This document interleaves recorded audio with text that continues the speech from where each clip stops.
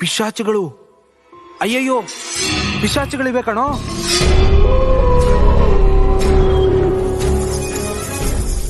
ದಕ್ಷಿಣ ಅಮೆರಿಕಾದ ವ್ಯಾಂಪೈರ್ ಬಾವಲಿಗೆ ಸಜೀವ ಪ್ರಾಣಿಗಳ ಬಿಸಿ ರಕ್ತವೇ ಪ್ರಧಾನ ಆಹಾರ.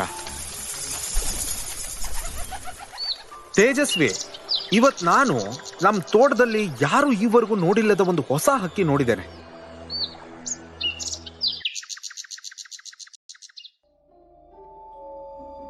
ಗೀರು ಗಾಯಗಳಿಗೆ ಬಿಸಿನೀರು ತಾಗಿದ ಕೂಡಲೇ ಮೈಗೆ ಬೆಂಕಿ ಬಿದ್ದಂತೆ ಉರಿ ಏಳುತ್ತವೆ. ಅಂಥ ಜಿಗ್ಗಿನ ಕಾಡು ಅದು.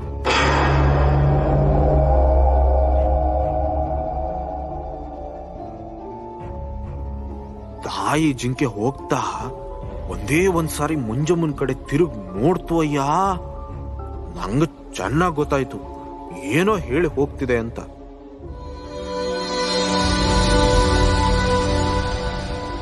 ಜೀವಂತವಾದ ಆಮೆಗಳನ್ನೇ ತೆಗೆದು ಒಲೆಯ ಬೆಂಕಿಯೊಳಗೆ ಹಾಕಿಬಿಡುತ್ತಿದ್ದ.